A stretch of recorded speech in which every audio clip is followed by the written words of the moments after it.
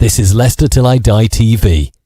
Watch and subscribe on YouTube and listen on your podcast platform. Oh, Matt Elliott here. Hi, Alan Smith here. Hey guys, Ian Hume here. Hi everybody, Jerry Taggart here.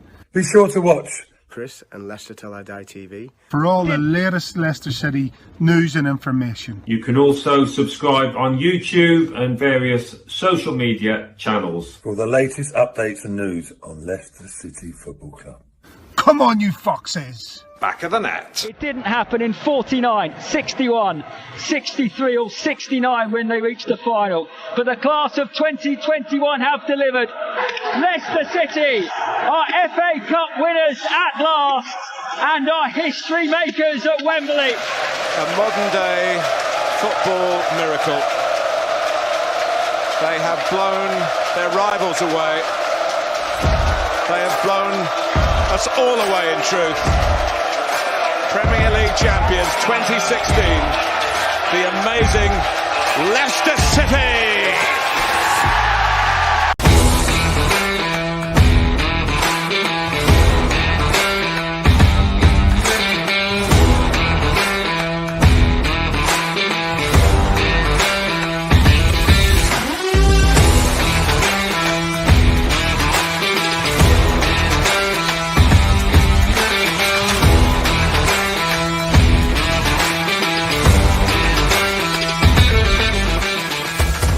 Leicester Till I Die TV. Your first choice for everything Leicester City. Tune in and join in now. And now, here's your host. Right, Chris. All right there, how the devil are we all? Good evening. It's Friday evening, it's 7 o'clock. It must be Crackerjack. Oh, no, that was something else, wasn't it? It's the preview show. Yes, and guess what? We have actually got a 3 o'clock Saturday kickoff. I know. I'm not kidding. I'm being serious.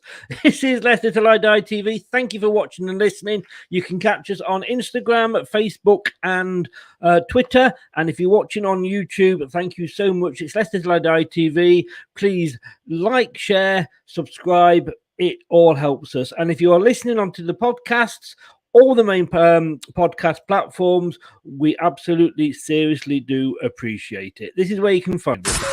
Watch us on YouTube. Listen on your favourite podcast platform. Or ask your smart speaker to play the podcast Leicester Till I Die. Subscribe, like, follow, and join in now. Broadcasting live worldwide.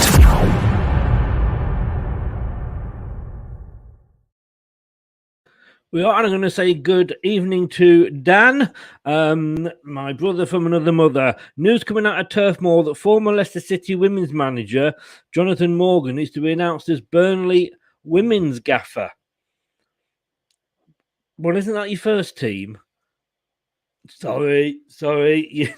Hey, it's Aston Villa, talking of teams in claret and blue. And let's welcome my guest in this evening, Rich. How the devil are you? Welcome along, sir. I'm very well, thank you, and thanks for having me on. It's great to be on this channel. Thank you very much.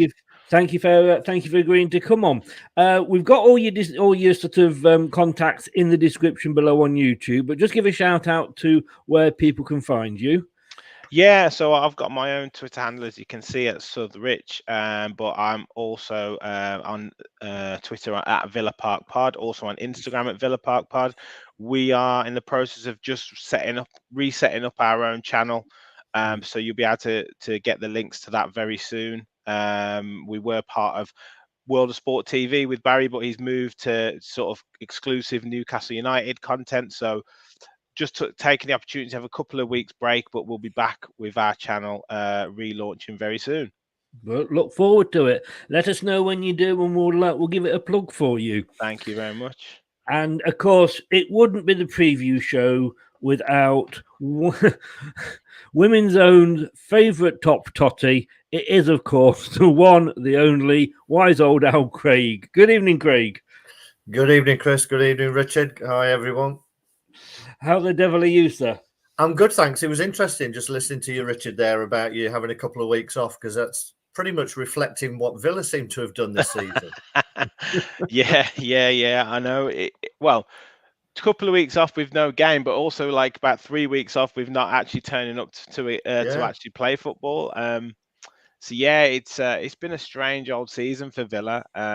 We've had stages like this throughout the season. Obviously, at the beginning of the season, we had a reasonable start, and then we went on that terrible run that ended up costing Dean Smith his job. Steven Gerrard comes in, we have a little bit of a bounce, and then we have a bit of a dodgy run. Then we go and win three games in a row, I think, and now we're on the back of a 4-game losing streak. It's just, obviously you can see what our results have been like. It's either win or lose. There's no in between. I think we've only drawn 3 games all season, so it's it's not good. It's not good for the heart, really. Supporting Villa at the moment, because it's like true. It's like euphoria or just despair at the minute. So yeah, it's been a strange old season. We know that feeling, don't we, Craig? We do indeed. We do indeed. I mean, you just said how bad your season is, and yet you managed to beat us 2-0. So that really, I mean, that's one of the decent results we've had. It's just been so strange, beating teams like Man United, yourselves, Southampton 4-0, Leeds away 3-0, but then you go and lose against the likes of Brentford, Watford at home. It's just been so inconsistent, and I don't know. Villa fans will go through this kind of talk whether we win a couple of games. It's like, we don't need too many changes in pre-season, but then when we go on the back of this losing run, it's like, just change the whole team, just get a whole new team, and it's just we can't really predict anything that's going to happen with Aston Villa at the moment. Sounds very familiar.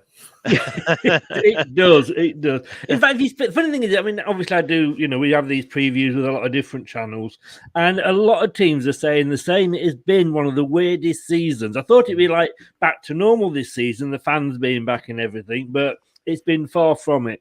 Dan says, might need you soon, Rich, since we play you guys twice soon.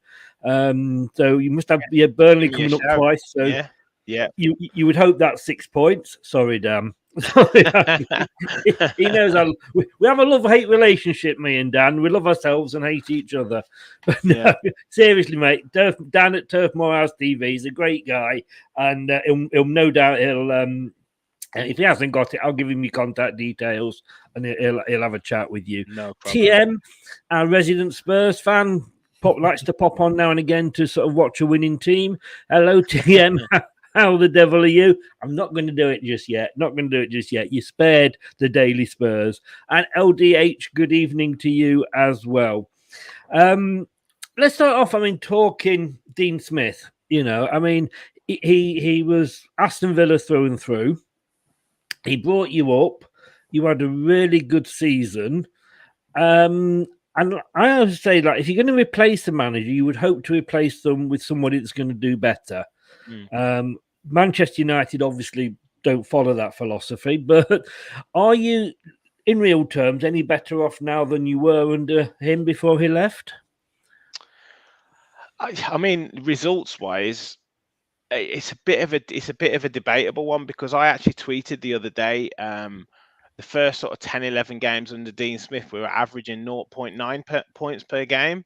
Under Steven Gerrard, in the 20 games that he's been in charge, we're averaging 1.3 points per game. So in that sense, you'd have to say that he has improved us a little bit. But I think the nature of our runs and our results, because we haven't interspersed our winning runs with 1 or 2 draws, and it's always been kind of win lose or whatever, it looks a lot worse than it actually is. But on the face of it, if you win 1 and lose 1, it's better than drawing 2. But it's just the idea of losing just makes it seem like it's worse. Yes. I think personally, I was all for Steven Gerrard. I could see where we were losing under Dean Smith, in the fact that, without sort of criticising him too much, he did a fantastic job at the club. But we seemed like we were Jack Grealish FC under Dean Smith, and every time that Grealish was injured, we went on a terrible run. I think if you look at the results when Grealish wasn't in the side, I think you could probably count on one hand the times when we won a game, and that's from the Championship and in the Premier League. Yeah. And also, I think he was a little bit too nice in terms of, that ruthless streak needed for some of our players. Now, I think Steven Gerrard, obviously, he's got that, he's got that sort of steely determination about him, that win at all cost mentality. And I think what he's struggling with at the moment is kind of putting that through to the players. And maybe it needs one or two either to step up or basically to step out of the club if they're not going to be on the bus with the way that he wants to be. And I think as Villa fans, we've got to give him a little bit of time to put that imprint on the club, because he obviously did it at Rangers. You look at their team now with Van Bronckhorst that's come in with Gerrard's players, and they're in the semi-finals of the Europa League. So he must have done something right. He must have put some sort of culture in the club. Whereas what he's trying to do at Villa is change that culture to how he wants it to be. So, I think the jury is still slightly out with him, with some Villa fans. But Dean Smith did a great job, but it was time for him to go.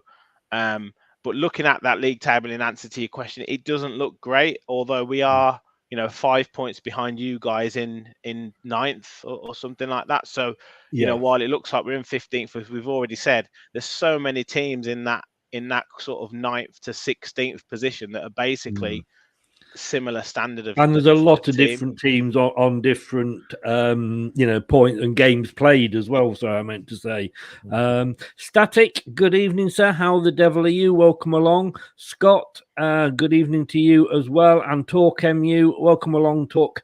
Hope you've had your garlic bread tonight. This, I think you would echo this, wouldn't you? And hello to Andrew, Craig. Thank you for Mark Albrighton. Yeah, it's a weird one, isn't it? That again, a lad who was Villa through and through, who was just let go. I mean, you never know the full reasons behind why these decisions are made. What's going on at clubs, but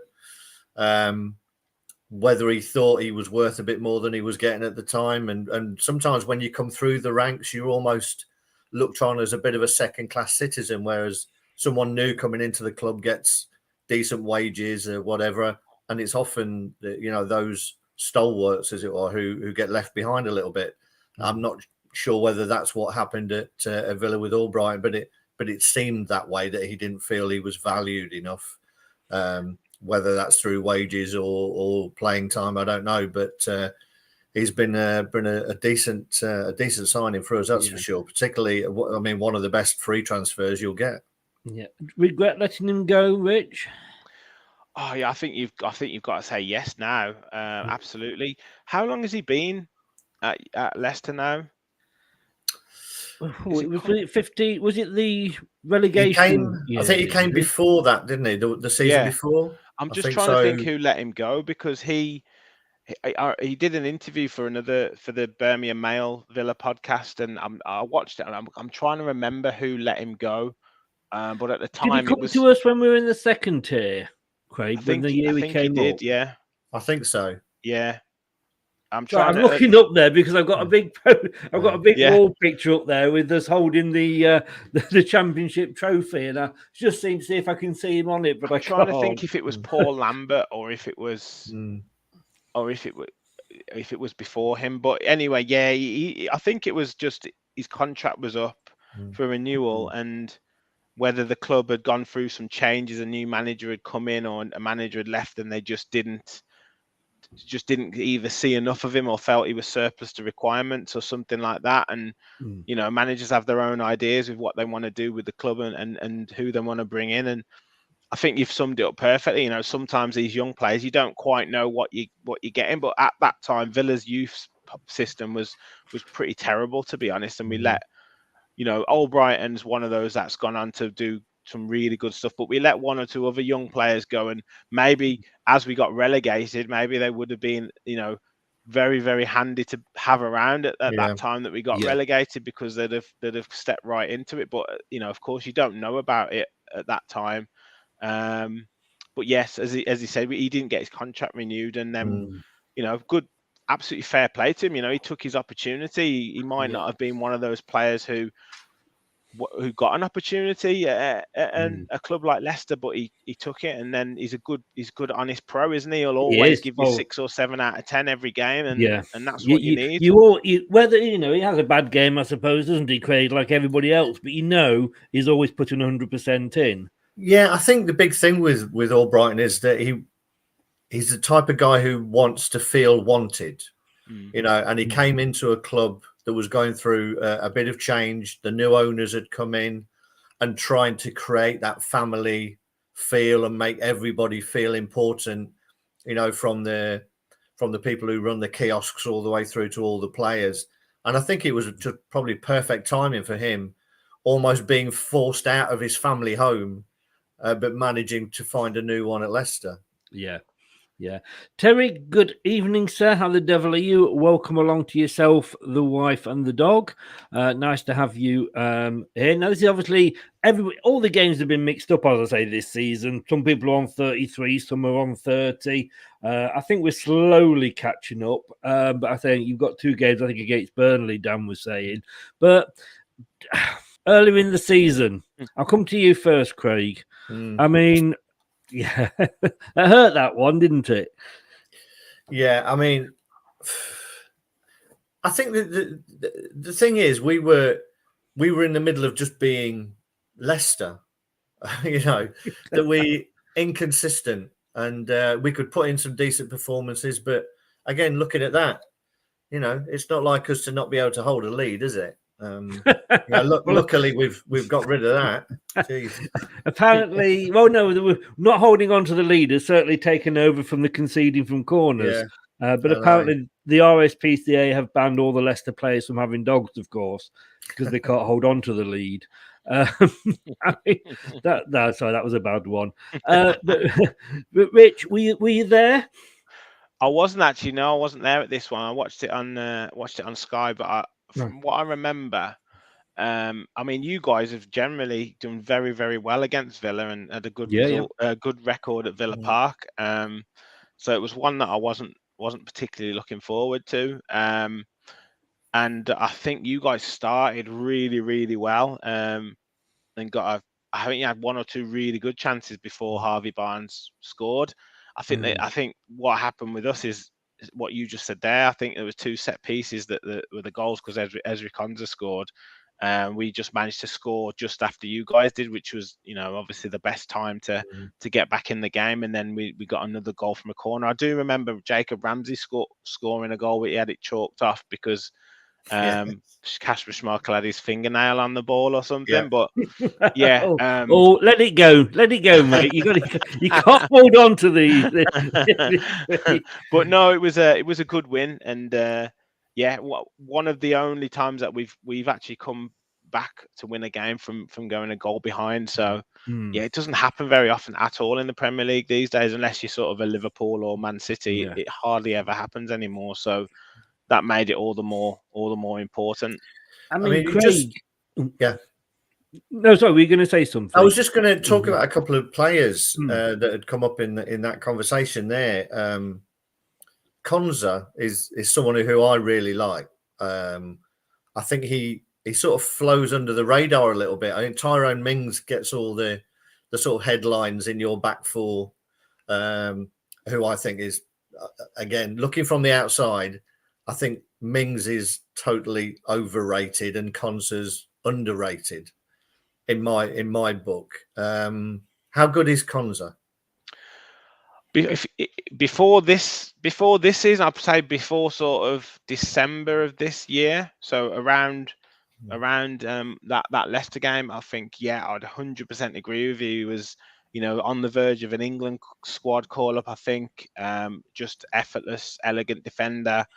Him and Mings were kind of a good foil for each other because Mings, as you say, he's the 100% man. He's the guy who's going to go in for the header. He's going to go for the clearance. He has the odd lapse in concentration where he's a little bit too casual, but he's very much a leader on the field. And he will make mistakes. That's just the nature of the player that he is. Whereas Ezri Konsa's more quiet, more sort of, he mops up around Mings, or if there's a fast striker, he'll kind of nip in front of him and reads the game very well. So they were kind of a good fall for each other. Now he got a bit of it. He had I think he got sent off against Leeds and then had a bit of an injury. And then since then he's not quite rediscovered that form. He's been in and out of the side. We signed Callum Chambers on a free in the transfer window, in January transfer window, and he actually played very, very well in 2 or 3 games. The 3 games that we won in a row, and then Konsa came back in for him, and he hasn't been great. Mm-hmm. So obviously he's a class act as a footballer, but he hasn't rediscovered that form. But I do think Steven Gerrard, rates him very, very highly, and I'm sure we'll rediscover that form. Whether he's playing, and he's, when a new player comes in January and you're slightly injured, you might rush yourself back so you don't lose your place. It might have been one of those situations, where he's not quite 100% fit. But yeah, he's a class act, and I think at that time he was probably up there with one of the best centre backs in the league, in terms of just reading the game. But he just needs to get back up to that level of form. And the other one, again, looking from the outside, Jacob Ramsey, who again seemed to have a really good first half of the season, but then, and whether it's a connected thing, since Coutinho's come in, Ramsey seems to have almost taken a back seat. Whether he's not been given as much responsibility as Gerrard to be able to get forward, I don't know. Obviously, you see them a lot more than I do, but he looked a really class act as well. So I'm not sure what's happened to him. Young players, by the very nature, are up and down a little bit. You can't expect them to maintain their form, but he definitely seems to have dipped. Yeah, I think you've probably hit the nail on the head with the young player thing. I think he's 20, maybe just turned 21. He's got 6 or 7 goals this season, which from midfield is a pretty decent return. And when Coutinho after his first kind of 3 or 4 games to get used to the team, him and Ramsey had a real sort of connection. He got 2 goals against Leeds that were set up by Coutinho, and then got 1 or 2 other goals. And he looked like he was going to absolutely fly, but whether it was just the volume of games that caught up with him a little bit, and one of the things is we seem to have an abundance of midfielders, but they never seem to be fit all at the right time. So we've got, I think similar to you guys, but you see all these options that we've potentially got, but the same 3 midfielders tend to be playing, and maybe even needed a little bit of competition behind him, or he needed to be rested a couple of games so he's chomping at the bit when he comes back. But he's maybe suffered from playing a few too many games, and when you're that young, sometimes you don't necessarily know how to play it. Certain games, if you're all guns blazing, you're unplayable. But there's other games where it's not quite happening for you, and you need to try and gauge the game, how the game's going, pick your moments when to get forward, pick your moments when to just sit in and play the safe passes. And maybe he hasn't quite played enough of those games to get that experience, to kind of not be an all or nothing type player, which some games is absolutely anonymous, and you think, well, where was all this hype about Ramsey? What's happened to him? But other games, he's on fire, and he's the only player that we've got other than, say, Coutinho, who can really carry the ball, since we've lost Grealish. So there is a really, really good player in there, but it's just getting that level of consistency up, I think. Finding him. Definitely a talent. Yeah, I mean, as you can see there in the head-to-head, I mean, it's pretty close. We've won 10, you've won 6, we've won 6 at home, which is the good news. You've only won 2 away. But in the last 1, 2, 3, 4, in the last 5 fixtures in the league, we don't like to mention the cup, do we, Craig? In the league, the last you've only, I think, won that last game. Oh no, you've won 2. You've won 2 out of the 5. We'll let you have that other one as well. But you were saying about, I think, that one. Yeah, probably knowing Leicester, it probably Ross was, Barkley, wasn't it, Craig? Yeah. But I mean, looking there at the form table, and I've gone that far down just to include Man United on it as well. because I think it's. I mean, Leicester are in ninth there, and I've gone something wrong here because I haven't included Villa on there. Well, that's Villa, not good. That's not good. well, no, and this is what I was going to say to you because we've had an upside down season. I said, we discussed before, but Villa with the current form, as in the last 10 games, in the last 6 games, are actually down in 16th in the form table. And looking at this, your away form, you've won 2, lost 3. I mean, does it give you confidence going into tomorrow? You're looking at Leicester and we're sort of throwing leads away like it's Christmas. And with your away form, how confident do you feel going into that? Honestly, lads, I couldn't tell you either way. Like that is like it's like you don't know what Aston Villa is going to turn up. We could easily come to Leicester tomorrow and get beat 4-0, but we could easily go and win 2-0. Like I couldn't tell you. We've been off the back of 3 or 4 defeats, and then we went to Brighton away. And you think, Brighton, good team at home, don't lose a lot of games. We beat them 2-0, went to go to Leeds on a Thursday night, and you're thinking Leeds desperate for a win.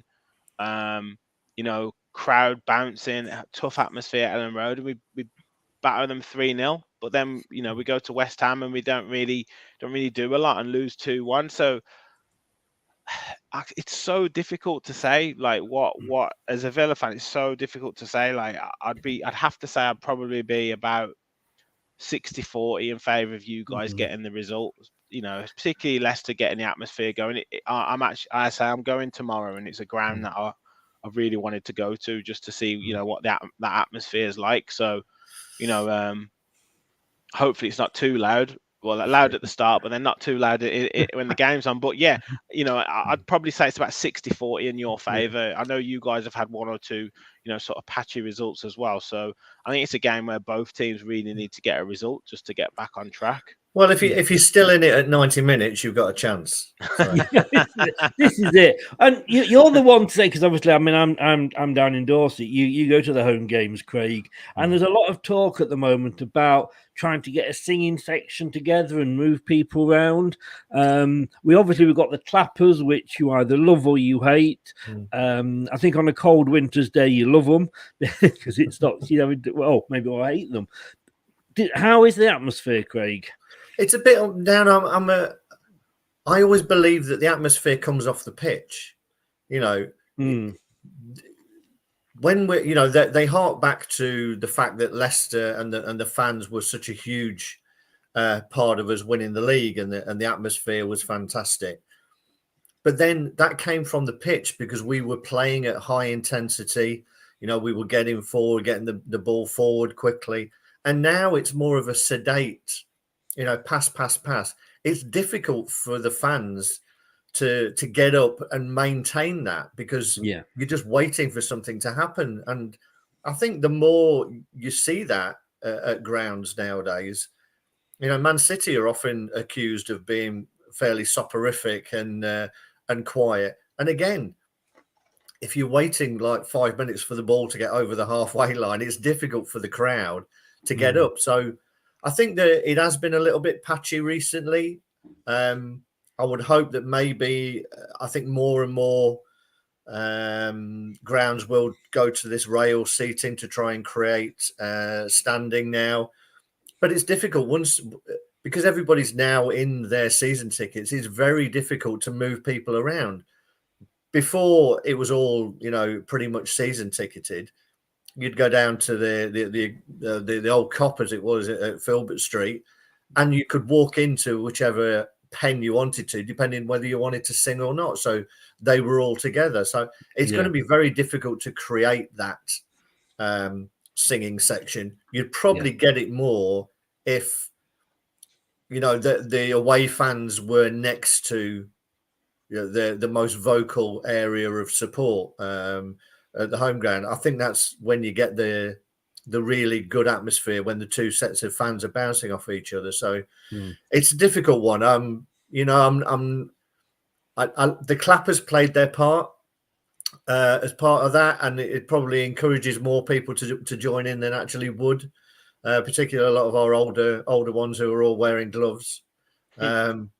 So I don't know. It'll be interesting to get your perspective on that as an away fan as to what it's like, because you're down the other end of the ground to where I am, and where a lot of the singing section is.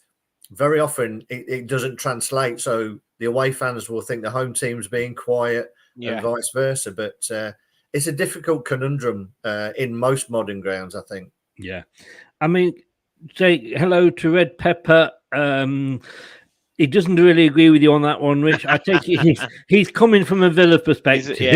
He's a big Villa fan. He does a lot of the voiceovers on like the movie trailers and stuff. He's a big Villa fan. He's a Red Pepper. So I need somebody to do jingles. Is he available? You just say behave. Scott says here, and in fact, somebody put a message on the last video we did for the post match for the Everton, and he said he's, as a Leicester fan, he's starting to hide behind the sofa on 85 minutes, like we used to as kids when Doctor Who came on. I'm just gonna have to buy a dog and take it for a walk on the 85th minute every week. But Craig, I mean, our home form. I mean, we know we have struggled. We've not lost at home in 5. No, I think I mean, as we get better, get our players back, get the back four back in place, I think that breeds a little bit of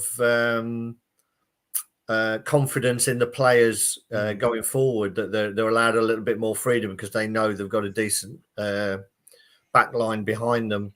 I think Maddison has really come into his own since Christmas. I think he's had a fantastic second half of the season, getting back to the levels of where he started with us. And I think his stats are the best since he's been at the club. And he looks busy. He looks like a player who wants to try and force his way into that England squad after being overlooked so much. That pivot that he's got with Dewsbury Hall on the left has been great for us. And you know, I'm a big fan of John McGinn. At Villa, I thought we lacked that kind of player, that sort of all-action.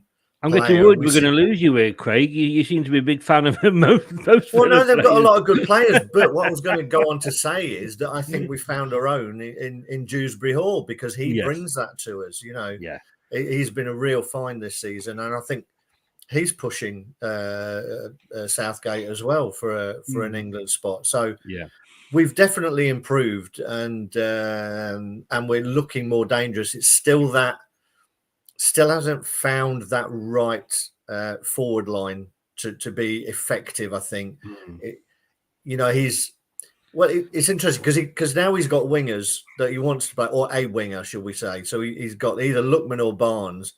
And because he's going down that route and one of them is bound to play, it means we get isolated up front with one up front. So I think that's the bit of the jigsaw that he needs to try and sort out.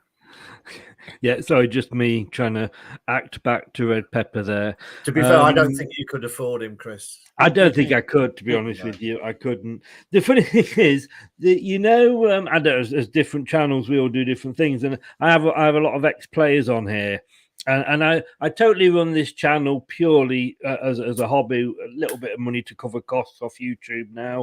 And I approached an ex-player who suddenly popped up on Facebook, and I got a reply from his agent asking how much we paid. I'm like, yep, okay. I will say his initials are DS, and I will leave it at that. But I mean, what I love about the modern game though is they have stats for everything. I'm sure they have stats for who goes to the toilet before the game and what have you. But Leicester's stats at home, points per game, is 1.80. Villa's away form points per game is 1.13. So you would think from that we would be sort of kind of favourites going into this, but. Looking at the recent form, and I'll come to you first, Rich, there. We touched on this earlier. You had a kind of little mini boost when Gerrard first came in. You beat Leicester when first time we played you. And obviously the pupil beat the master, as they say. But there's a lot of teams that have kind of started off well and then sort of dropped off. I mean, like your Brightons and West Hams. I mean, they're still doing well, West Ham, but obviously they're not where they were. But you had that sort of run when Gerrard came in, but apart from the win over Leeds, and at that point, I think most teams were beating Leeds. It's just red dots there for you. Yeah, the last 5 games, like you say, there is really bad. I mean, as I say, the 2 games before Leeds, I think it was Southampton we beat 4-0 and 2-0 against Brighton. So those were like a run of 3 in a row, and then but this last 4 games, I mean, West Ham probably was an even game that they just got the other side, that the right side of the result. The Arsenal game was very disappointing. We didn't turn up really. We just didn't show that we could compete against the top sides, or the top 5 or 6 sides. Wolves, local derby, sort of, if you want to say so. Again, didn't really turn up, certainly the first 45 minutes, and then Tottenham. I mean, I was at that game. That was such a strange game because they took a lead early on, and then we absolutely battered them in the first half, and probably could have scored 2 or 3 goals, and should have scored 2 or 3 goals. But they worked us out. I think you've got to score in your spells. And if you don't score in your spells, we threw everything at Tottenham. They managed to survive everything that we could throw at them, and then second half it was just a men against boys. To be honest, they just went more direct, and we just couldn't handle them. So physically, we struggle at the moment. We struggle against sides with big physical players. We haven't got enough. We've only really got Mings and Konsa, who are 6'2", 3 plus. Everyone else is quite small. And we struggle with that. So I think that's a real area that Gerrard needs to focus on in pre-season. Just that Wilfred Ndidi type midfielder we've been crying out for the past 4 or 5 years, and a target man, or a big physical presence up front who might not necessarily start, but that could be an option to bring on off the bench if we need to go more direct. We just haven't got that. But yeah. Those games have just been an indication of our season. We win 1 or 2 in a row, and then we go on a run of losing 3 or 4. Had there been a couple of draws in there, it might have looked a little bit better, but it's just the nature of our season at the moment. Yeah. We'll say hello to Richard. How the devil are you, sir? A West Ham fan. Coming in, blowing bubbles. Good luck in a couple of weeks, mate, in the Europa semis. Hope that goes well for you. Melina, Arsenal fan, hello there. How the devil are you? Hope you are well as well. Clinging on to 4th, are we, Melina, still by our fingernails? We will see. We will see. I mean, Terry says Craig Vardy may well play a part in the game. That's what Rogers has said, and I saw that earlier. I can't see him starting, but he may come on, as Scott said, after 80 minutes. Chowdhury should start. I mean, Mendy can't play in Europe, and Chowdhury can play in Europe. Indeed, he's out for the rest of the season. A big loss, but Mendy's not let us down. But I wouldn't be starting Chowdhury in this game, would you? Much as it pains me, Chris, I have to agree with you. Hang on. Let me just make a note of that in the old diary here. You agree? Yeah, I mean, exactly for the reasons you said. Mendy can't play in Europe, so by all accounts, I didn't see the game against Everton, but by all accounts, he played very well again, particularly in the first half, running the midfield. So. I can't see why you would change that. He's come back from the African Cup of Nations as a winner, and he's playing for his future, and he's showing that, whether that's at Leicester or whether it gets him noticed and he gets a contract elsewhere, So he's putting it all in now. He's putting himself in the shop window. He's playing as well as he's played since he's been at the club. So I wouldn't see any reason to not play him, to be honest. I mean, twice he's been sort of drafted in because of injury, and the start of last season, and obviously now in this season, my worry is that he'll look at that, and because he nearly went in January because he wasn't included in any squad, and he may look at that and go, as soon as Ndidi comes back, I'm out of it, and it doesn't look like we're going to get unless we win the conference, we might not get any European football next season. So I am worried, and I'd like to keep him, but I can understand it if he wants to leave. I mean, there's Leicester fans there, Craig, and we were just speaking to Rich then about his last 5 games. I mean, I feel it's doom and gloom, but when you look at that, we've only lost 1 in 5, and like I say, we're beaten in 5 at home. Yeah, I think if you take out the time added on in the last 2 games, and we've got another 3 points. So we threw 2 away, and we'd have had a point against Newcastle, and arguably we should have won both of those games comfortably. So I think it's painted. It looks worse than the performances are. We're just not being street smart when it comes to seeing games out. You know, Brendan has this thing that he needs to break in which his way of defending a lead is to just bring on more defenders, not realise what's got you into the position of winning the game in the first place. You know, Mendy had played fantastically, and then he brings on another defender, takes him off and brings on Amati. You know, we've seen it when he's brought on Vestergaard to try and see out games. Oh, God, yes. That was my Brendan Bellend shout. And it just doesn't work. You know, all you end up doing is inviting pressure. To me, the best form of defence is to have the ball in the opposition's half, but we tend to sit back. And you know, Brendan's done a few things that have encouraged me. You know, his substitutions in the European game were great. Realised it wasn't working and was brave enough to do them. But this is one that he constantly seems to do, tries to defend a lead by bringing on more defenders. And I say it hasn't worked for us. So he needs to cut that out and trust. And it's a trust thing, isn't it? Trust the players who have been playing well for 80 minutes, you know, that they can see the game out. Because, I mean, you saw the reaction of, I think when that goal went in, sorry, Chris, the reaction of Dewsbury Hall, you know, who was just on the floor, banging his hand on the floor in frustration, you know, and the players must feel that, you know, that they're letting valuable points slip away.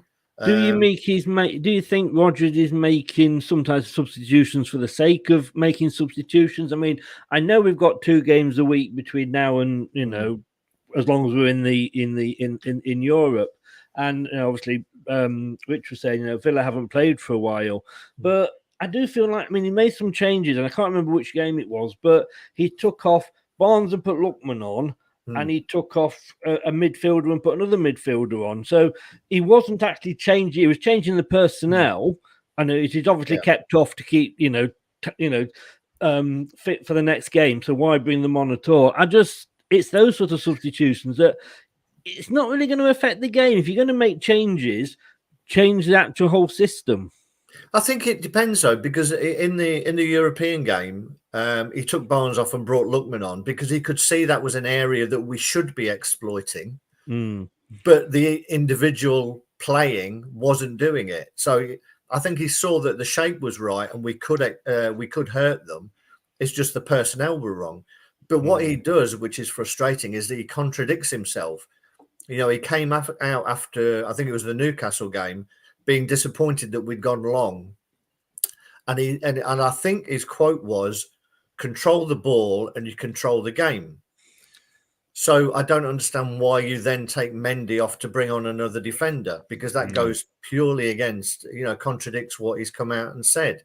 So you bring players on who can control the ball. And Mendy was very often his go-to player late in games to control the ball. And we weren't having that problem of seeing games out. He was brought on to see a game out, and now he's seen as an issue and he gets changed. So it's typical Brendan, to be honest. It's a frustrating. Weird one, isn't it? Frustrating.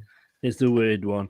LDH says he's got to go. Good luck for tomorrow. Cheers, mate. All the best. I want to start off with Rich. I want to talk Coutinho. I mean, a great capture for you. Have you got him on loan at the moment? Have you got an option to buy? Yeah, we do. I think they're going through the negotiations now, but you know, as is the case, he's available for a cut price, but with high wage demands. So, there's other clubs circling around looking to get a deal done. So I don't know. It depends if the Gerrard factor, it depends firstly how he finishes the season, and then on the Gerrard factor and whether we can do a deal, and whether it's viable for the club. It's always one of those things. He's a fantastic footballer and probably the best player that we've ever signed, I would say. At one point he was he is the third most expensive player in the world, or was at one point. Obviously Grealish is probably the best player that we've had for our club who's come through. But yeah, he's probably the best player that we've signed, certainly technically. But it's a strange one. He's going to be one of those players where if you offer him, $350 grand a week, what does that do for the rest of the players? What does that do for the rest of your wage structure in the club? You're going to have other players knocking on the door saying, I've scored X amount of goals. I deserve to be on this wage or that wage. So, yeah, I mean, it's a fantastic player and one that I don't think Villa fans would have even dreamed of being able to sign. But whether it's going to be a one for the long term, I'm not too sure. But I'm also hearing rumours that like Luis Suarez could be signing in pre-season. So I don't know. I don't know what You'll be like a Liverpool B team, won't you? Yeah, exactly. So all we need is Daniel Sturridge to turn up again, and that's true. We'll well, as Suarez is coming back, he'll add a bit of bite to your team. Exactly. Yeah, exactly. But no, he's a great player, and he can be in and out of games, but when he's in the game, I don't think there's many better in world football than him. I can see the opposition if he does play the first game. Them all coming out in American football style, with the big shoulder pads. The safe. I mean, Craig, going back to Coutinho and all joking aside, I mean, he was linked with Leicester virtually every transfer window because of the Rodgers link, and I must admit, I kind of had a little bit of hope that we might get him, but like Rich was saying then, with the wages and that, it probably would have not fitted into the club in that way. For me, I think if you're bringing in a player like Coutinho, you've got to be prepared to build your team around him. And that will be, I think, part of the decision that Gerrard has to make as well. Is he prepared to build the whole team around him? Is he consistent enough? Does he stay fit long enough? Because you build your team around one player and then that one player's out and then you've got an issue. I mean, I think if we'd have had him, it would have blocked probably the progress of Dewsbury Hall this season, maybe. Would have blocked the progress of Maddison. So I'm not sure where he would have fitted in, to be honest. He would have played if we'd have brought him in, but then to the detriment of other players. So, I mean, I'm not... I think he's done well for Villa, and he showed that he's still a quality player who can play at the highest level. I just question his long-term motivation. It's one thing coming into a league and knowing that you're there on loan. If signing a longer contract, would he be as committed to it? I think there's a lot to take into it. And as you say, signing a player on big wages can disrupt the rest of the team as well. You've been down that route and lost players because of it. So I think it's a tricky one for Villa in the close season. I mean, you're very similar to us as well in terms of the one part of the pitch that you've not really sorted is that front line. I thought Ings was a great signing, to be fair, but that's not really worked out. Whether him and Watkins can play together, I know he's tried it a little bit. Watkins, to me, looks like a player who loves running the channels, but they doesn't get in where it hurts to score enough goals. So maybe that's which you would have thought that's where Ings would have come in, but we've not managed to do it either. We've got Daka, we've got Vardy, we've got Iheanacho, all really good strikers. If you could mesh them together, then you'd have a fantastic striker. But it's that bit that we've not got right, and I think it's pretty similar for Villa.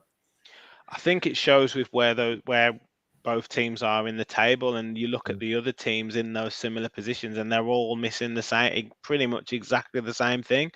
They're all missing a striker that can bang in. I know the strikers really that aren't scoring a huge amount of goals, but even if it's just that presence up front, that all those teams in that area, probably bar Brentford, are missing that forward player to either knit things together, to be a nuisance up front, or a consistent goal scorer. You know, Leicester, Villa, Brighton, Southampton, all those teams in that area are missing that player. Yeah, and that's why we are where we are. Yeah. I want to. This is very true. I want to ask you about Ollie Watkins. It obviously was a Dean Smith purchase, and they obviously had that connection from before. Are you worried about losing him? Did you think you could lose him? I like him. To be honest, I'll be fairly. I'm like this with all of the players, barring one or two. I'll be fairly nonplussed if he goes or stays. Like, I'm not that bothered. Right. Craig not hit the nail on the head. He does so much work and so much running that sometimes when he's actually in the right position to put the chance away or score or try and score a goal, he's knackered because he's done all that work. And you just think, like, take 10% off of 10% away of the running that you do, and you might get 30% more goals, because he does too much in other people's. He takes too much away from other people's jobs rather than focusing on the job that he's meant. This is my opinion, obviously, rather than the actual job that he's paid to do, which is put the ball in the back of the net.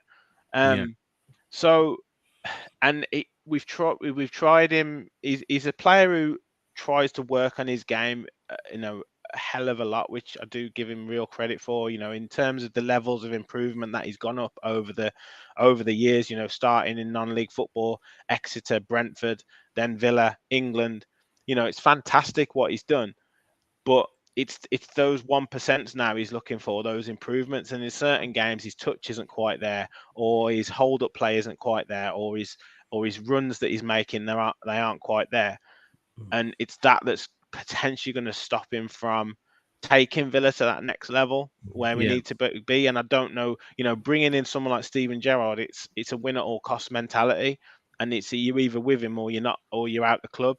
So he either needs to step up, as do so many other players. You've mentioned John McGinn before, how good a player he is. He's in the same boat.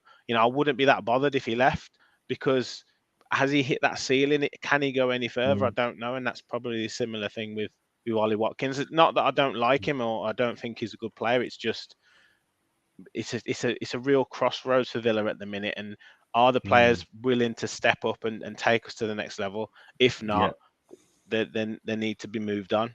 Brilliant. Well, what we'll do is we're going to have a look at possible lineups.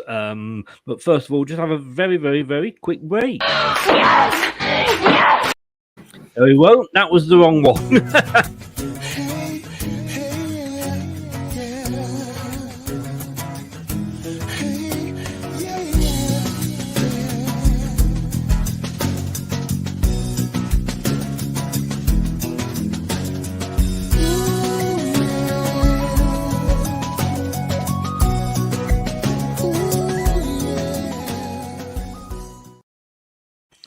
I do that always to catch Craig out. That was very fortuitous, because I very, very nearly, but I did click on the my win jingle. So maybe that's a foretelling of what's going to happen tomorrow. I don't know, but if anybody wants any Leicester Till I Die merchandise, you've got the How the Devil Are You top there, as you can see, and lots of t-shirts, jumpers, keyrings, and everything. It's the 3Ws.leicestertillidie.com/shop, and you can find everything on there. Now, normally when we do this, we usually sort of, in the past, Craig and we've tried. Well, Craig has tried to pick the team, but I mean, this season it's just been impossible. So, what I've done this week is we're going to do it this way, and this is.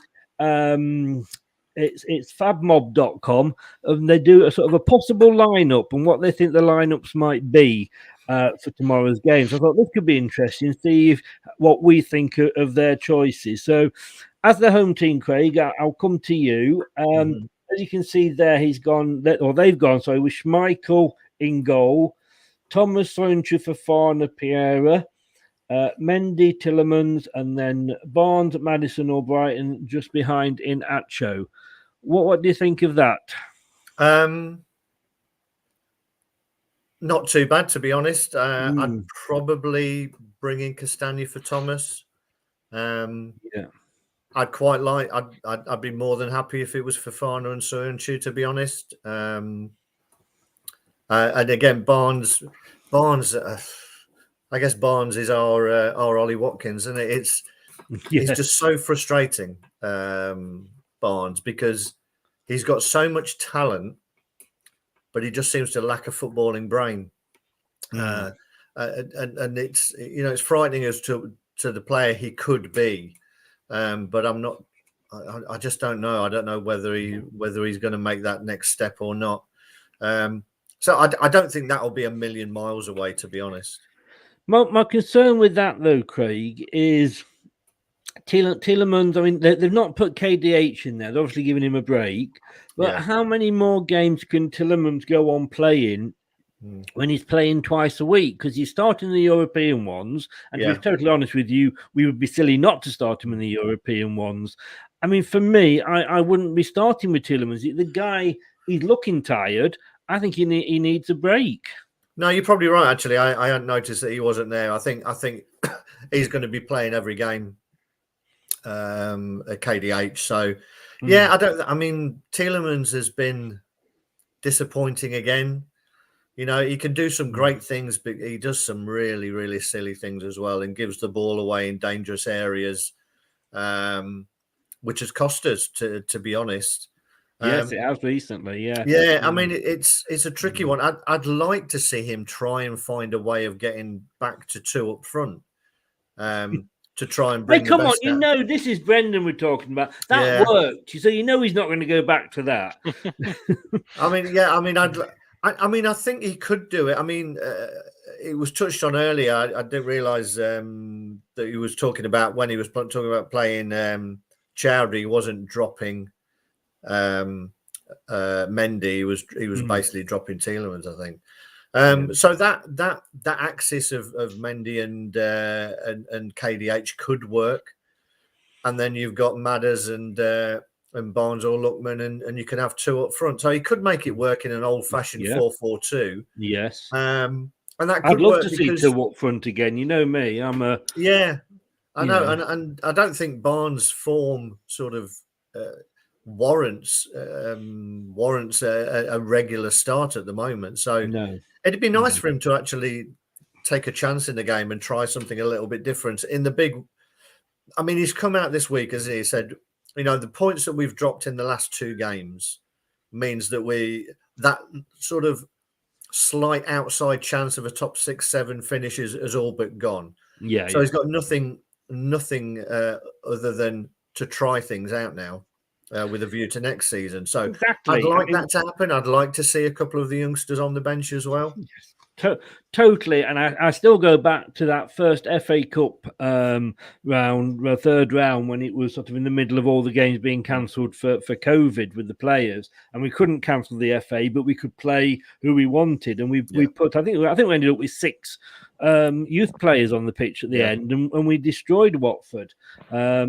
I'm not sure about Albrighton, and no disrespect to him, but I just feel could be more effective, a bit like Vardy we've been saying, where he comes on for the last 20 minutes when the defence is tiring. I think if you had him and Vardy both in that sort of position, coming on at the end, that could be lethal. I honestly think that could be lethal. I think with that, again, if you've got, I mean, whether it's Perez. Oh, sorry, you say that name and it sends shivers down my spine. But whether it's, I think in some ways, Perez and Lookman are a more dangerous pairing than Barnes and Albrighton, because in the same way that Liverpool's front three play narrower, our wingers, Albrighton, when he plays with Albrighton and Barnes, he seems to want them to stay wide, which means your central guy gets isolated and whoever's playing in behind him gets isolated. Whereas with Liverpool, whoever is playing either side of Firmino or Jota are encouraged to come inside and make three and be dangerous and make diagonal runs. Whereas our wingers same wide. So I mean, a Perez and Lookman would be probably more dangerous if he's going with one up front. I will clip that and I will remind you of that. You actually saying Perez could be dangerous. Yeah, I mean, 20 minutes in 3.5 years we've seen him be dangerous, mate. Let's not go ahead of ourselves. Rich, I mean, that looking at your team, and if you can see that there, Martinez in goal, 4 across the back, Young Mings, Konza and Cash. 3 across the middle, Ramsey, Lewis and McGinn, with Coutinho just behind the front 2 of Watkins and Ings. Is that far off what you think the starting lineup may be? Yeah, I don't think that's too far off. I mean, Ashley Young at left back will be starting. I mean, we signed Luca Dean, but he's pretty much out for the rest of the season with a broken collarbone. Yeah. So it looks like Ashley Young for the rest of the season. Obviously, we let Matty Target go to Newcastle. He's doing very well there. So that was a bit of a move that's bit us in the backside a little bit. So I'd be glad if Albrighton's playing down that right hand side, because it's a bit of a less of a tough battle for Ashley Young, in terms of pace anyway, at least. The only changes I could probably see are Louise possibly out and Nakamba in, or whether he takes Ramsey out and puts Louise slightly further forward in that sort of midfield 3. But yeah, Nakamba might come in just to look after James Maddison, and then he may. I mean, this is probably what I would do. So I'd play Nakamba and not Louise. And he may go with a 4-3-3 formation, and take Ings out and have sort of Leon Bailey maybe down one wing, Jacob Ramsey down the other, and Ollie Watkins through the middle, and then a midfield of Coutinho, McGinn and Nakamba, as I said. But yeah, I don't know, because I just think playing all your cards, we haven't got any other strikers, so playing all your cards at the start of the game, it's you tend to go 2 up front when you need a goal. At the moment, we've got started with 2 up front, not scored any goals, and then gone to a 4-3-3, which is a bit of a strange one, really, because you're taking one more player out of the middle. So yeah, that's probably what I would do, but I don't think that's going to be too much different to what's going to start. Possibly Nakamba in for Louise. That would be the only one. Yeah, and just looking at the injuries here. Ryan Bertrand for us, Wilfred Ndidi, Jamie Vardy, although he could play some part tomorrow. I have a feeling he might be kept in cotton wool ready for Roma, Craig, I think, on that. And Bubaki Samara. And to be honest with you, look at that, Craig, that's probably the best our injury list has been all season. I think it is, to be honest. I mean, we've gone into games this season with 2 goalkeepers on the bench. Yes, we have. But there's definitely a few youngsters who are looking very promising that I would love to see on the bench. Popov looks to be doing really well. A classic number 9 who's done well. He's made the step up to the under-23s from the under-18s this season. So we've got a few, and we've got a couple out on loan as well. It's going to be interesting, but I would definitely like to see them starting to get places on the bench. So if the game's going well, you can see he has done in the past when our injuries were quite bad. Yeah, so I mean, Will Alves came on and had a fantastic 15-minute cameo, I think. So it'd be nice to see a few of those. Yeah, and I think there you mentioned Dean Rich and Courtney Howes is doubtful as well with an abdominal. Those 2 are definitely out. We've also Morgan Sanson's picked up another injury. He can't seem to stay fit. And Bertrand Traore as well. He is another one who can't seem to get fit, so he's out for tomorrow as well. So at the moment the team's kind of he's a little bit hamstrung by players that we've got out on loan, and also 1 or 2 injuries that have come in. And again, like, I think we probably need a win. I don't think any relegations is anything like on the cards, but you kind of want that win just to get you to that 39 points, just to allay any fears. And then I think Yeah. we'll see probably quite a few changes up towards the end of the season. I do think there's been an element of that the last few games. I don't think he banked on losing 4 in a row, but I think there was an element of sort of giving a few players minutes to sort of see, you're playing for your place in the team for next season. I need to see what you're all about. But I think we need a win just to kind of allay any fears with lingering fears of any sort of relegation battle. Yeah. And then you'll see quite a few changes. Yeah. I mean, you make a very good point there, Scott. I was going to say it. Fofana is still fasting, so he might be given the game off. Louise, good evening. How the devil are you? And Scott just says there are a few players that he'd like to see come on. Just to go quickly through some did you knows, and then we'll come to the dreaded score predictions. Which I didn't have a very good week. I've got to admit it. I think I got 2 points in last week's predictions, but Brad only got 1. And Steve Linux, even he got 7. So, I mean, shows how bad me and Brad were. But looking at some, let's just get up there. Did you knows? So a couple for each team. Harvey Barnes has been involved in 5 goals in his last 4 Premier League matches against Aston Villa, 4 goals and 1 assist. Against no side has he scored more in the division than when facing Villa, while only against Burnley 6 has he been involved in more goals. Maybe we should hope he starts tomorrow. Yeah. Aston Villa are looking to complete their first league double over Leicester since 2003-04. By God. Wow. Before most of us were born. After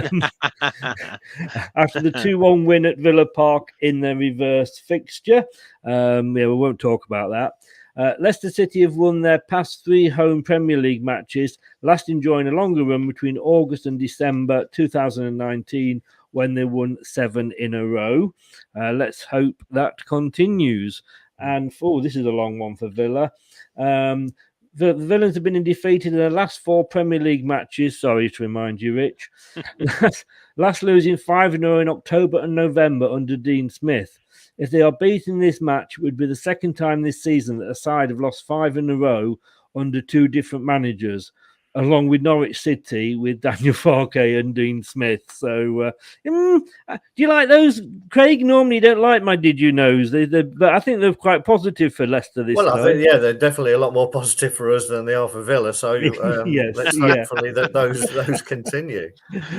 You see, I'm starting. You see, with the old psychology here. You know? Yeah. In fact, I'm just checking here. We're actually unbeaten. We've not won. We're unbeaten in 8 home games. And we know what that means, though, doesn't it? It's going to end tomorrow. And as soon as I say that's the end. A quick question before we get on to the scores. Last question in, and we'll get on to the scores. Terry says, here's a question. Does Rich know why His Royal Highness William supports Villa? I don't off the top of my head. I can't remember.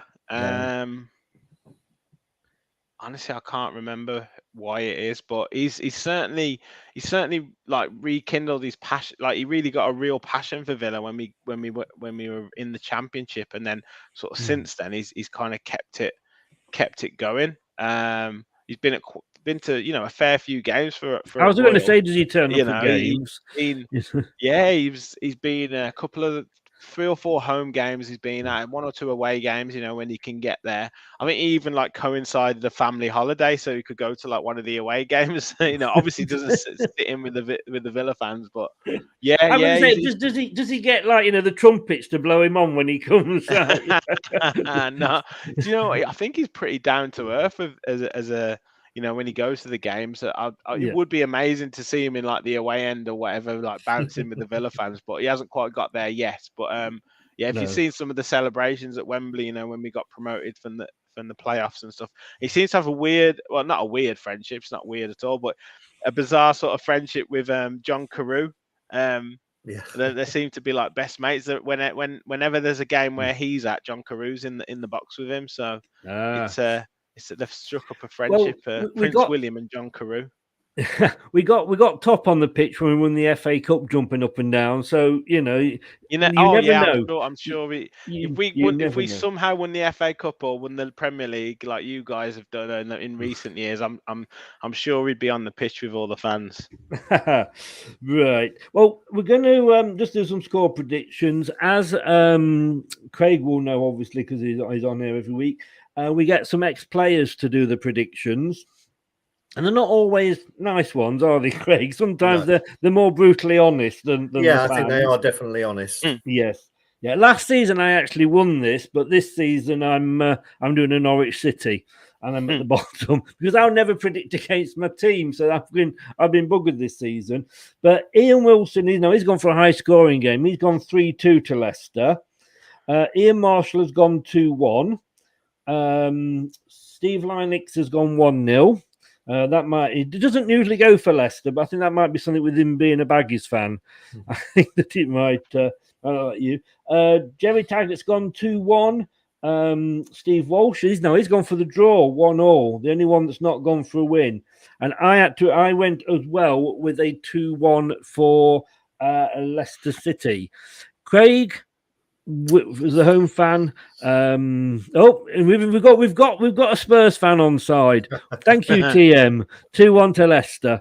And evening, Rich. How are you? You just coming in at the end, as the actress said to the Archbishop. But nice for you to pop in. Craig, where do you see this game ending up score wise? I'm going to go with Mr. Ian Wilson. I'm going to go for a 3-2 as well. I think there'll be goals, and I'd like to see us just edge it. Please. I mean, I've got a dicky heart. Don't do that to me. Obviously, it will be 3-0 up when it gets to 90 minutes. Well, of course, That's my worry. Rich, how do you see it going? As I said earlier, it could easily be, it could just so easily be a Leicester win, comfortably, or a Villa win. Like, it just depends what Villa turn up. But I'm very similar to you, Chris. I can't not back my team, so I'm going to say 2-0 Villa. Ooh, clean sheet. Do you think that, you've seen how we've gone on. You've seen, the sort of, when we played you last time, we've had a different defence every time we played in them first sort of 15 or 20 games, didn't we, Craig? The team talk was literally Brendan sort of introducing the back four to each other. So do you think this is going to be a tougher game? I mean, you've gone for 2-0, but, do you wish you were playing us then again rather than now? Possibly, yeah. I mean, you'd have to say, yeah. You don't want to be playing a team coming off the back of a 4-0 defeat, which was the fourth defeat in a row. And then obviously looking at your guys' results, it's been fairly steady, fairly solid. I would say that, whether you whether you draw or lose that game, against Everton, when you can see the last minute goal, it feels like a defeat, whatever happens. Yes. It feels like a defeat. And obviously you had the situation with the Newcastle game as well. So while it will be, you want to arrest that straight away. I'm just going to take that knife that Rich is sticking in my back out here. It isn't necessarily a bad time to be playing, when you've gone through a couple of games that have gone the wrong way for you guys. So I think it's one of those where we've had 2 weeks to stew on a result, and all those games that have happened across these last 2 weeks for Villa fans, the anxiety on Twitter's gone to ridiculous levels. Burnley getting a result yesterday, everyone's thinking Villa are going to get relegated and stuff all of a sudden. So I think it just needs a result for us just to get things back on track, as I said before. And we're usually a pretty decent side. If we take the lead, I can see us, just sitting in and defending sort of pretty doggedly, and then that should hopefully open up the spaces for the likes of Coutinho and Ollie Watkins down the channels to sort of hit teams on the break. But if you guys take the lead, I can't see us getting back into it at all. No. But yeah, I'm just hoping that we do go on to take the lead and then sort of see out a pretty solid victory. Fingers crossed.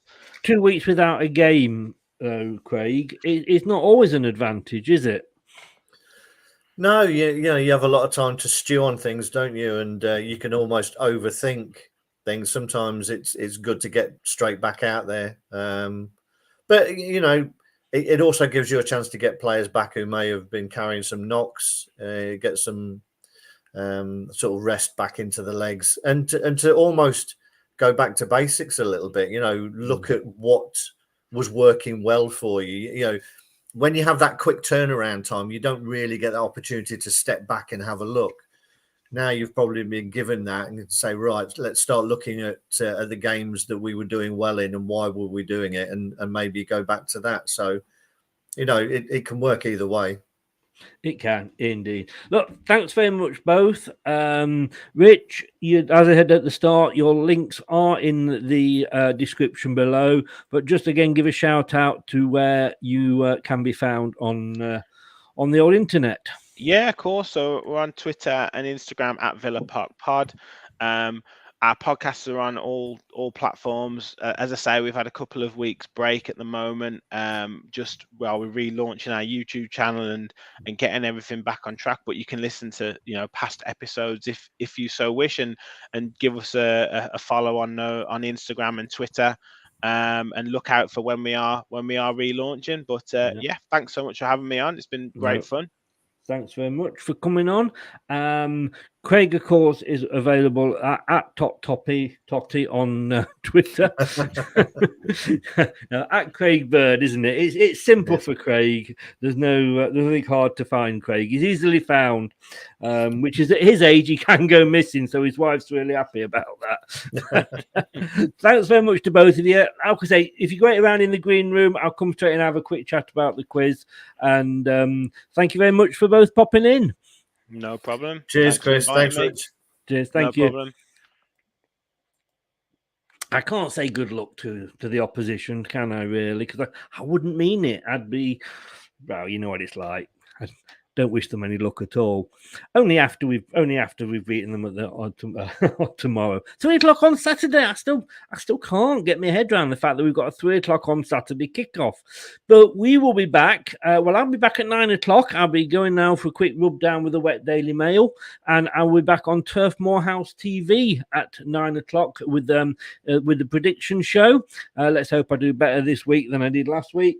And we will be back tomorrow at what time is it? Kickoff is at 3:00, so it's 2:30. We will be here for the watch along. Once again, thanks a lot to Rich, and as always, thanks a lot to my wise old owl. That's Craig, and I will see you tomorrow if I don't see you on Turf's channel. Good night now. Thanks for watching Leicester Till I Die. This is Chris saying goodbye, and see you next time. Follow us on Facebook, Twitter, and Instagram.